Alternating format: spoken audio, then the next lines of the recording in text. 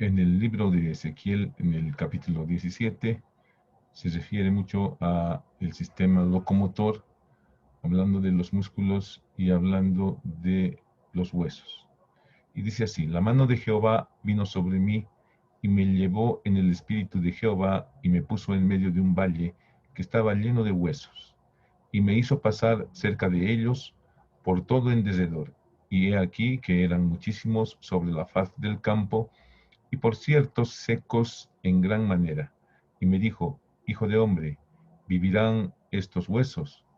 Y dije: Señor Jehová, tú lo sabes. Y me dijo entonces: profetiza sobre estos huesos y diles: huesos secos, oíd palabra de Jehová. Así ha dicho Jehová el Señor a esos huesos: he aquí, yo hago entrar espíritu en vosotros y viviréis, y pondré tendones sobre vosotros, y haré subir sobre vosotros carne, y os cubriré de piel, y pondré en vosotros espíritu, y viviréis, y sabréis que yo soy Jehová. Profeticé pues como me fue mandado, y hubo un ruido mientras yo profetizaba, y he aquí un temblor, y los huesos se juntaron, cada hueso con su hueso, y miré, y he aquí tendones sobre ellos, y la carne subió, y la piel cubrió por encima de ellos, pero no había en ellos aún espíritu. Esto es algo que ocurre diariamente, puesto que los que están alejados de Dios, como dice el Señor Jesucristo, es como si estuviesen muertos caminando. Y sin embargo, en la restauración espiritual y la vida eterna, pues, así como a estos esqueletos, cubre de tendones, músculos y carne y además piel, nos puede restaurar. Tengan ustedes un cordial saludo. Vamos a hablar de generalidades del sistema muscular que nos quedaba pendiente. Bueno, aquí estamos nosotros en fisioterapia y kinesiología y vamos a hablar de estas generalidades. Entonces, los músculos tienen una propiedad muy particular que es la contracción, y la contracción es pues similar a movimiento.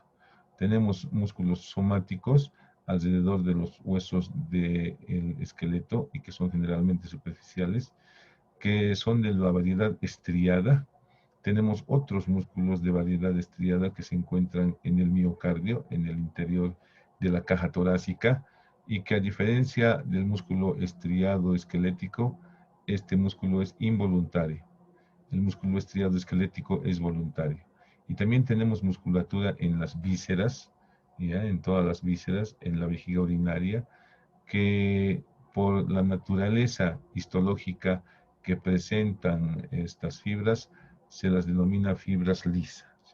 Una característica fundamental de la musculatura lisa es que no obedece a la voluntad. Pues bien, vemos en el ecuador del globo, en el ecuador del cristalino, en el globo ocular, la presencia de los músculos ciliares que al contraerse van a determinar el abombamiento o el aplanamiento del cristalino para la acomodación visual. A nivel de la piel tenemos estos pequeños músculos que son también autónomos y que van a ocasionar que los pelitos se pongan así parados. No son los músculos erectores de los pelos o erector pili.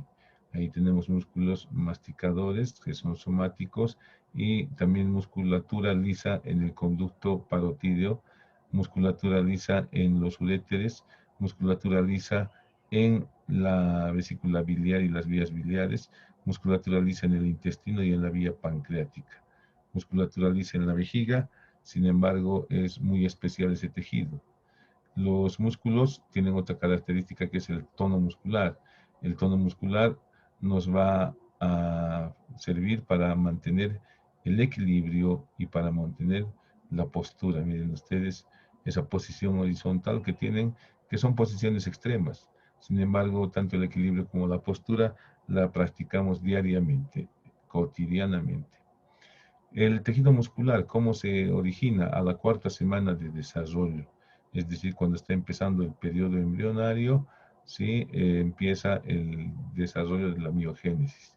Este es un embrión de 6 a 7 semanas.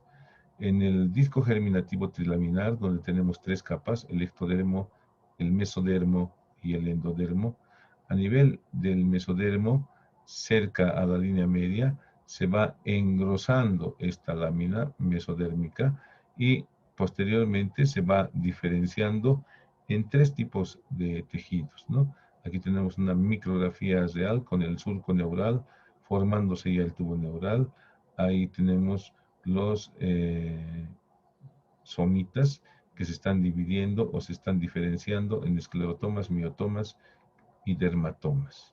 Ahí tenemos los somitas en una micrografía real que son diferenciaciones a lo largo del cuerpo. Estos somitas, que son diferenciaciones a lo largo del cuerpo neoformándose, también tienen 3 diferenciaciones. Una superficial, que es el dermatoma, de donde se originará la dermis. Una central, que es el esclerotoma, de donde se originará las partes duras del esqueleto. Y por último, el miotoma. El miotoma, de donde se originarán los músculos. En esta imagen estamos viendo la cantidad de miotomas y vemos que hay en primer lugar unos miotomas preópticos, ya preópticos, que van a formar la musculatura extrínseca del globo ocular. Vemos también miotomas a nivel de los arcos branquiales o faringeos, de los cuales se originan también algunos músculos del cuello y de la región de la laringe. Luego tenemos 4 miotomas cervicales, occipitales, 8 miotomas cervicales, 12 miotomas dorsales, 5 lumbares, 5 sacros y 5 coccygeos. Entonces, de estos miotomas se irán desarrollando los músculos. De los miotomas, desde el sexto cervical hasta la segunda dorsal, se forman los músculos del miembro superior, y a nivel lumbar, los 4 últimos lumbares y los 2 primeros sacros originarán los músculos del miembro inferior. ¿Cuáles son las funciones de los músculos? En primer lugar, tienen la característica de convertir la energía química en energía mecánica, es decir, que produce movimiento, ¿no? Genera los movimientos, muy en relación con la primera. Estabiliza la posición del cuerpo por su tonicidad. Regula el volumen de los órganos, pues los músculos rectos del abdomen y planos del abdomen, pues evitan que el abdomen esté abombado. Generan calor. Muchas veces nosotros pensamos que las personas obesas que tienen más panículo adiposo son muy calientes. Al contrario, el músculo es el que genera calor por su tono muscular, su contracción isotónica. Y además, en las vísceras impulsa los líquidos y los alimentos a través de los conductos de las vísceras. El tejido muscular puede clasificarse en 3 tipos. 2 tipos fundamentales, que son el músculo estriado. El músculo estriado se puede clasificar en 2: el músculo estriado esquelético y el músculo estriado cardíaco. El músculo estriado esquelético, como ya habíamos mencionado, obedece a la voluntad. El músculo estriado cardíaco no obedece a la voluntad. Y por último tenemos el músculo liso. El músculo liso, aquí está, el músculo liso es aquel que se encuentra en la capa muscular de las vísceras, no obedece a la voluntad. El tejido muscular liso no tiene estrías, es involuntario, se encuentra en las vísceras, ahí está, y también se encuentra en los músculos erectores de los pelos. Una excepción es la vejiga urinaria, la cual parcialmente podríamos controlar, ¿sí? Pero no es un control voluntario total. El músculo cardíaco, que es involuntario, que tiene su propio ritmo, generado en un sistema específico de conducción eléctrica del corazón. Y el tejido muscular estriado esquelético se caracteriza fundamentalmente porque es un músculo voluntario. Son los músculos voluntarios. Cada fibra muscular está pues rodeada de su sarcolema, que es la membrana de estas células, y en su interior tenemos el plasma celular, que en este caso se le llama sarcoplasma. En los músculos vamos a ver que estos están compuestos por fibras musculares, las cuales se van asociando para formar los músculos que vamos a estudiar a lo largo del lote de músculos. Entonces tenemos en primer lugar fibras musculares individuales que están rodeadas por tejido conjuntivo llamado endomisio. Varias fibras musculares se juntan para formar fascículos musculares y estos también están rodeados por otra capa de tejido conjuntivo llamado perimisio. Por último, varios fascículos se fusionan para formar músculos y cada músculo está rodeado por un tejido conjuntivo llamado epimisio. Y a la vez, el músculo tiene otras estructuras auxiliares como las fascias, de las cuales también sirven para la inserción muscular. La masa corporal está compuesta en el 43% por músculos, ¿sí? Especialmente en la edad juvenil tenemos una adecuada cantidad de músculos. Pero a medida que van pasando los años, pues los músculos van perdiendo tono, van perdiendo volumen y a los 80 años esta cantidad de 43% de la masa corporal disminuye en un 5% y en la edad avanzada la masa muscular representa simplemente un 38% de acuerdo a este dato. La cantidad aproximada de músculos son 600. Nos vamos a quedar con ese dato. Las partes de un músculo esquelético son la cabeza, como ustedes saben, la cabeza siempre está arriba, por eso es la parte superior de un músculo se llama cabeza, lo que le continúa es el cuerpo y lo que termina el músculo es la cola. En este caso estamos viendo el músculo braquial, cuya cabeza se encuentra en el húmero, su cuerpo recorre toda la cara anterior del húmero y su cola se encuentra en el cúbito. Entonces nosotros podemos realizar este tipo de contracciones isotónicas, isométricas, para mantenernos en equilibrio. Los músculos, por su forma, se clasifican en primer lugar fusiformes, que tienen dos tendones en los extremos y al medio, pues precisamente hacen honor a su nombre y son fusiformes. Bíceps, que tienen dos vientres musculares o dos cabezas. Digástricos, que tienen un vientre superior y un vientre inferior. Poligástricos, como el recto abdominal, que tiene varios tendones intermedios. Músculos cortos, como los músculos cutáneos de la cabeza. Unipeniformes, que las fibras musculares se desprenden de un solo lado de un tendón. Bipeniformes, que las fibras musculares se desprenden de ambos lados de un tendón.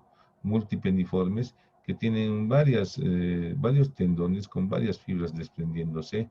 Músculos planos, como los músculos del abdomen. Músculos anulares, como el orbicular de los párpados, el orbicular de los labios, los esfínteres anal y uretral. Las estructuras auxiliares, que son los músculos esqueléticos, son en primer lugar las aponeurosis. Las aponeurosis de inserción, aquí estamos viendo separada la aponeurosis de inserción del músculo oblicuo mayor. Y otras estructuras anexas auxiliares son los tendones intermedios, en este caso estamos viendo el músculo recto abdominal con sus tendones intermedios.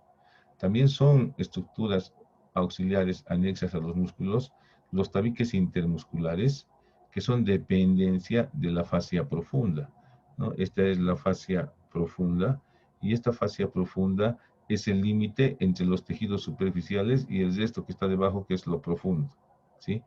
Y estos tabiques intermusculares van a separar grupos musculares de acuerdo incluso a su acción y a la inervación que tenga.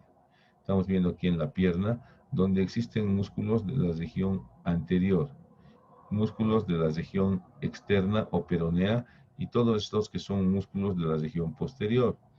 En la región posterior existen músculos superficiales y músculos profundos.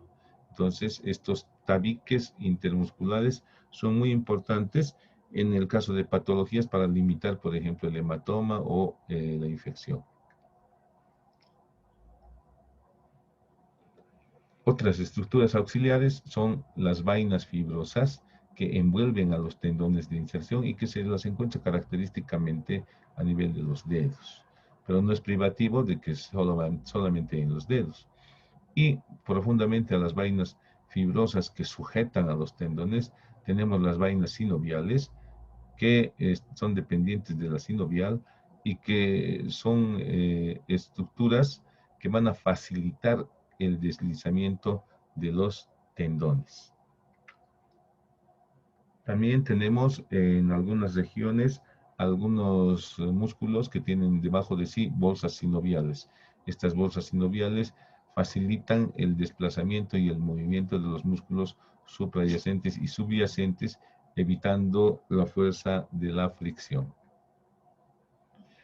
Los tendones están unidos a los huesos por medio de un tejido llamado víncula. Ya la víncula es un medio de fijación de los tendones a los huesos. Además, existen otras estructuras muy parecidas a las vínculas que se llaman mesotendones. Los mesotendones se diferencian de las vínculas porque son más cortos. Los mesotendones además contienen en su interior el pedículo del tendón, ¿no? ¿Cuál es el pedículo? La arteria, la vena y los nervios, además de los linfáticos, que corresponderían a un tendón. Además, también podemos encontrar como estructuras auxiliares anexas a los músculos huesos sesamoideos que se desarrollan en el interior de algunos de los tendones. Por ejemplo, en el cuádriceps, la rótula, en el primer ortejo, el sesamoideo lateral y el sesamoideo medial, que disminuyen el desgaste de los tendones al ser friccionados constantemente sobre los huesos. De acuerdo a su función, los músculos esqueléticos pueden clasificarse en agonistas. Los músculos agonistas son los músculos motores principales para una acción. En el caso de la flexión del codo, por ejemplo, el músculo principal es el bíceps braquial. Los músculos congéneres son los músculos que desarrollan la misma acción, pueden ser dos o más. En el caso del mismo ejemplo que hemos visto, este es el bíceps que está separado, que produce flexión del codo, y este es el músculo braquial, que también produce flexión del codo. Entonces estarían estos músculos actuando en la flexión del codo como congéneres. Es un ejemplo, ¿no? Los músculos antagonistas son los que se oponen al movimiento del músculo motor principal. En este caso, el bíceps está flexionando el codo y el que se opone directamente es el que está por detrás, que es el tríceps braquial.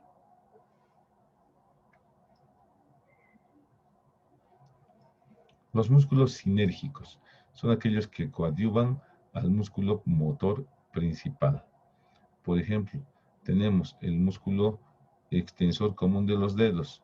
El extensor común de los dedos es coadyuvado por el extensor cubital del carpo, el extensor propio del meñique, el extensor propio del índice. Los músculos fijadores o estabilizadores fijan la raíz de un miembro o ciertas regiones, pueden fijar el hombro y el codo. ¿Para qué? Para que la mano pueda actuar libremente con la certeza de que el hombro y el codo están fijados. ¿Por quiénes? Por los músculos fijadores. Existen algunos músculos que cruzan por dos y a veces por más articulaciones. Esos son los músculos poliarticulares. En este caso estamos viendo los músculos isquiopoplíteos, donde encontramos el semitendinoso, el semimembranoso y el bíceps, que están cruzando por la articulación de la cadera y la rodilla. Por eso es que son músculos poliarticulares. ¿Cómo se clasifican los músculos? Por los tipos de movimientos que generan.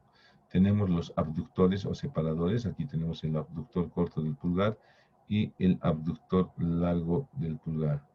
Tenemos los flexores en la cara anterior del antebrazo, los músculos flexores comunes, superficial y profundo de los dedos, flexor radial del carpo, flexión cubital del carpo. Los aproximadores, como el primer interóseo dorsal en la mano, y el músculo aductor o aproximador del dedo pulgar. Los extensores, estos que se encuentran generalmente por detrás en el antebrazo y que producen el movimiento de extensión de la muñeca y más arriba la extensión del codo. Tenemos los músculos elevadores como el elevador de la escápula, ¿sí? Tenemos depresores como el depresor del subtabique, el depresor del intercilio, el depresor del supercilio. Son músculos depresores. El borla de la barba, que es también un depresor, depresor del labio inferior.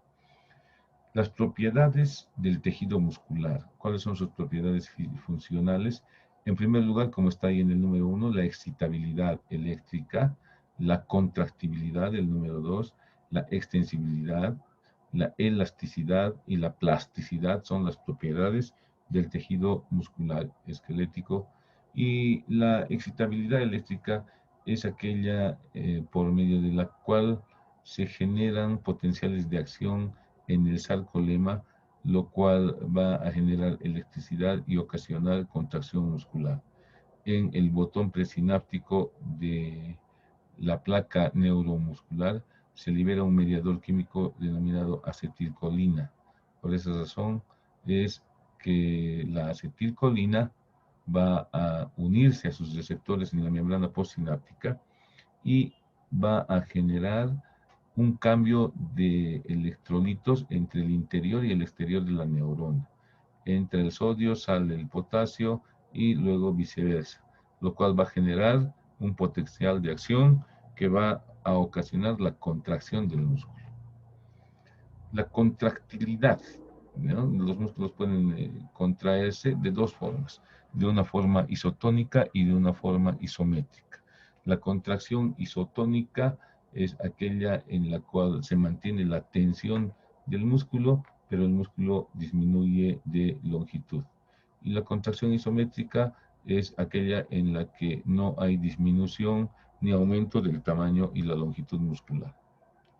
La extensibilidad es la capacidad de los músculos de elongarse. ¿Sí? Los músculos pueden elongarse cuando estamos realizando algunas actividades, especialmente cuando estamos entrenando para hacer algún tipo de deporte. La elasticidad es la capacidad de los músculos de recobrar su tamaño, de contraerse.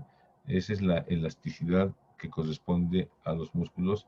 Y por último tenemos la plasticidad, la función hacia el órgano.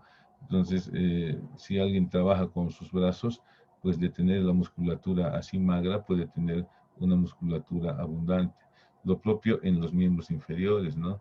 De acuerdo a lo que uno esté haciendo, puede desarrollar su musculatura, ¿no? Como en este caso en el muslo, discretamente desarrollada. Pero en este fisiculturista, miren, está sumamente desarrollada la musculatura del miembro inferior. ¿Cuáles son los tipos de contracción muscular? Las contracciones isotónicas, isométricas, auxotónicas y las isokinéticas. Pues bien, ¿qué es una contracción isotónica? Isos quiere decir igual y tónica tensión.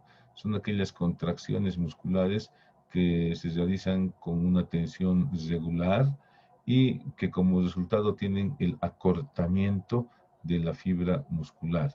¿Sí? Se modifica la longitud de la fibra muscular. Estas contracciones pueden ser concéntricas o pueden ser excéntricas. En la concentración concéntrica, el músculo se acorta. En la contracción excéntrica, el músculo, al contrario, se elonga. ¿Sí? Y la contracción isométrica es cuando la longitud del músculo no aumenta ni disminuye. Lo que sí aumenta es la contracción muscular. Una contracción muscular sin modificación del músculo, de la longitud del músculo, ¿no? Ahí está precisamente estos músculos para mantener en esta posición, tanto los del miembro superior como los del miembro inferior, deben mantenerse contraídos sin modificar su longitud. Otra contracción, la auxotónica, es aquella que se produce con una contracción concéntrica, como al levantar un peso, y al final de esa contracción se produce una contracción isométrica, es decir, una combinación de una concentración concéntrica y de una isométrica, donde el músculo no se acorta ni se estira, pero sigue contraído. Ese es el caso del ejercicio con estas gomas elásticas que son muy empleadas en fisioterapia. Y la contracción isocinética es una contracción muscular máxima a una velocidad que debe ser constante, uniforme y regulada en todo el arco del movimiento, desarrollándose así una tensión máxima durante todo el recorrido del movimiento, como en algunos deportes, como en este caso vemos la natación. Ahí se realizan contracciones isocinéticas. El músculo esquelético. Aquí vemos cómo el músculo esquelético rodeado por su fascia, todo el músculo rodeado por el perimisio, todo el fascículo muscular rodeado por el epimisio, hasta que llegamos a la fibra muscular, que se denomina estriado porque tiene este aspecto como de estriaciones en la superficie muscular, donde se encuentran las diferentes proteínas distribuidas en estas bandas llamadas M y Z, que son muy importantes, ¿no? La actina y la miosina. Bueno, el tejido conectivo ya hemos mencionado, está formado por el endomisio, por el epimisio, por el perimisio o epimisio, endomisio, perimisio y epimisio, y la fascia que está rodeando al músculo. Esas fascias son muy importantes porque tienen continuidad con la fascia de los músculos vecinos, tanto superficiales como profundos. Pero a nivel superficial, una fascia que comienza en la nuca, pues tranquilamente termina, como vean ustedes, en el talón, ¿sí? Pasando por detrás o pasando por delante, ¿sí? Entonces, es importante que ustedes ya vayan conociendo este concepto de cadenas musculares, puesto que por acciones a nivel del hombro pueden ustedes desencadenar alivio en la región en la cual está conectada por la aponeurosis esos músculos de la región del hombro. Es muy importante entonces este concepto dentro de los tratamientos que ustedes van a hacer. Los músculos esqueléticos están muy profusamente irrigados. Están muy profusamente irrigados debido a que la contracción muscular requiere mucha energía.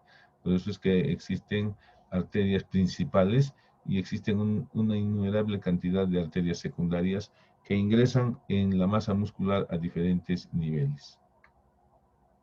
Los músculos esqueléticos están inervados por el sistema nervioso central, que envía sus fibras a partir del área 4 de Brodmann, pasando por las astas motoras de la médula espinal y llegando a la superficie muscular, donde los músculos forman el botón terminal. Este es el botón terminal, que al unirse a la superficie muscular van a formar lo que se llama placa motriz terminal.